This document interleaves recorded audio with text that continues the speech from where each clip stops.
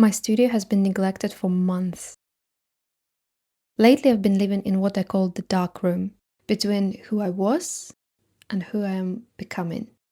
But today I finally cleaned my studio and found a lot more than I expected.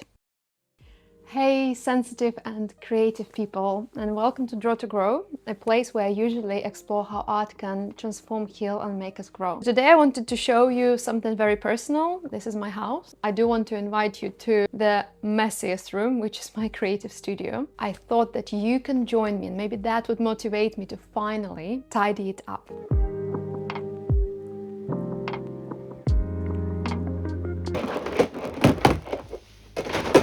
So we are going to put all acrylics that haven't dried out yet into this box.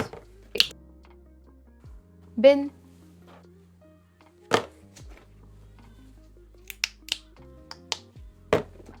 I moved from London to Frome in Somerset last year. And it was a really big move because we lived in London for 8 years. I was born in Minsk in Belarus, which is a capital. It's 2 million people population. So always lived just in big cities. And moving here was such a shock because everything is so quiet. Sounds cliche, but you suddenly start hearing yourself very loudly.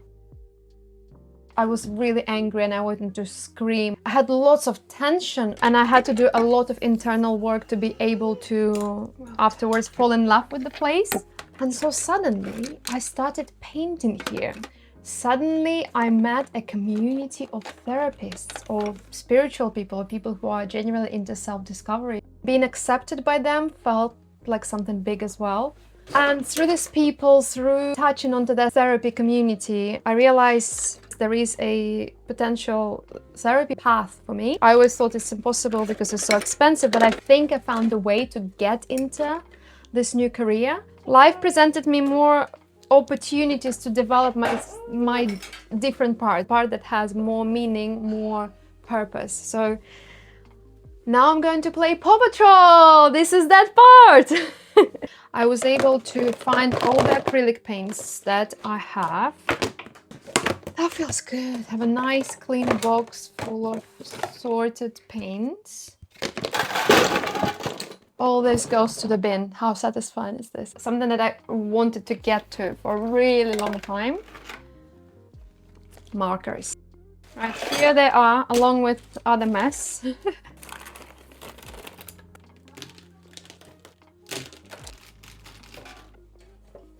Since I turned 36, which is almost a year ago, before that it felt like life is always going somewhere. I always understand where I'm going, what are my dreams. It felt like life was expanding and in a way endless at the same time. So awareness of death, even though it was there, it wasn't as severe as now. This is the age of, I would call, the darkness.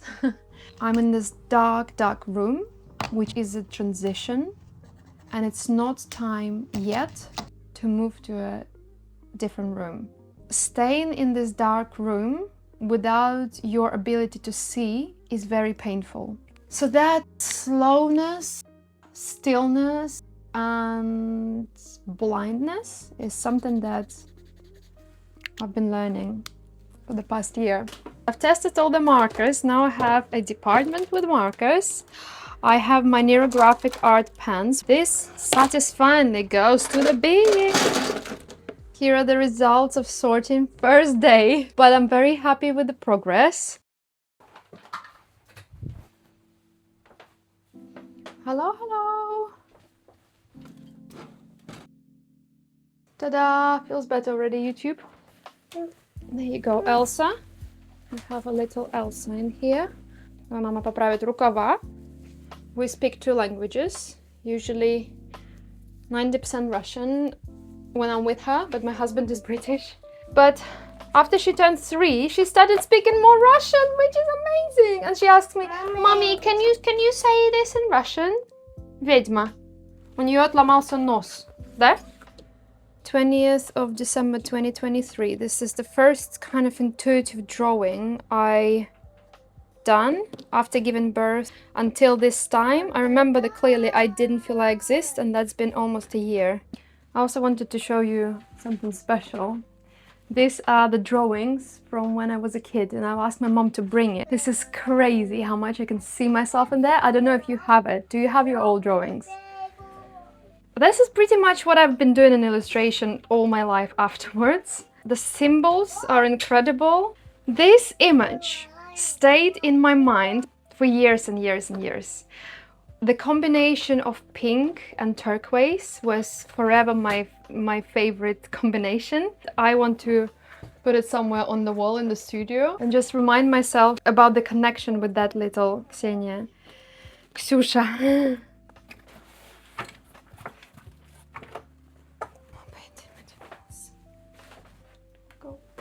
So this is the folder with my fashion illustrations. When I met my husband 9 years ago, I kind of got inspired by his creativity and creativity of people around me. I then got really interested with fashion illustration. I went to a short course. The thing that happened to me, I started being obsessed with creating illustrations. Art became part of my identity. If I spent a day without drawing, I would feel very guilty. I didn't have any self-worth, and that didn't feel healthy.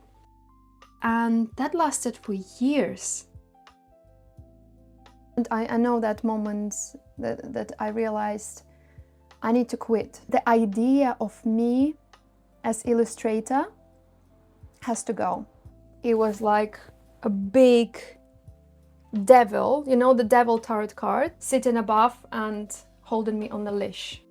When I was invited for a live drawing event, there were lots of influencers who had like 1 million followers. I was drawing them, and I was so uncomfortable of serving and not expressing myself. I need voice. I need a contact. I need human interaction. But saying no to illustration at that time was so painful. It's like ripping a part of me. But you would also know how much freedom, how many new opportunities suddenly open up for you.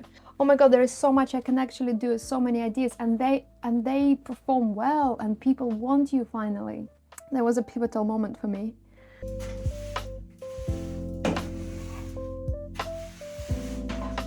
Stop.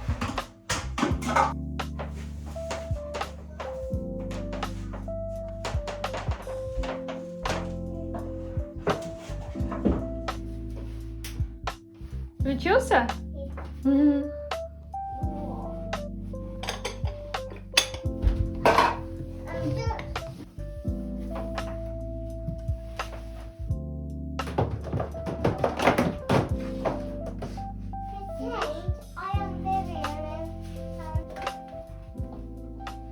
Yeah? You could just give this. What happened to her, Vivian? There was a little hand.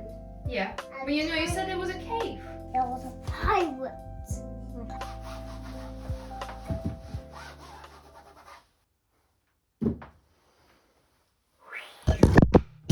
And there we go.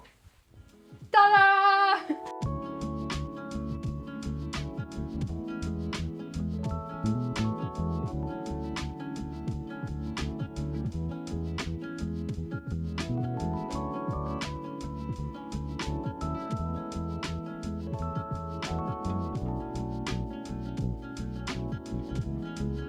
What I've noticed straight away after I've sorted everything, it gave me a permission to create again. Every other evening I would put on my headphones, listen to favorite music of the week. This week it was Leaf Band and Wet Leg, and I've been drawing at the same time. That allowed me to connect to the wild part of me that I often neglect.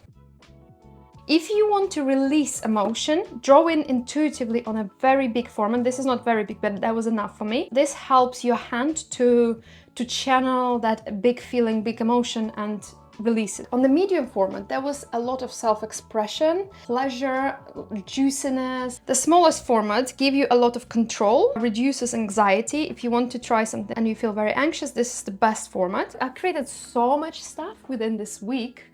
This tidy up definitely gave me a permission to create, and I never stopped. If you have a fear of blank page, or you don't know what to create, or like myself, you start drawing something and instead of enjoying the process, you think, oh, they're gonna love it, or I'm gonna become great. You know, all these unhealthy narcissistic parts taking all the fun away from you. The best exercise I found is you create line by line, shape by shape. Instead of thinking of the overall composition, I don't plan anything. That allows my anxious part to feel the release. What would feel nice to draw? I'm drawing this abstract shape. We're interested to mix colors together to blur it with a white pastel. Okay, let's do that. Also, this way you're creating purely for yourself, pure self-expression. And honestly, nothing can be better than this. I can just start making marks, start dancing, making the moves, and suddenly she's back.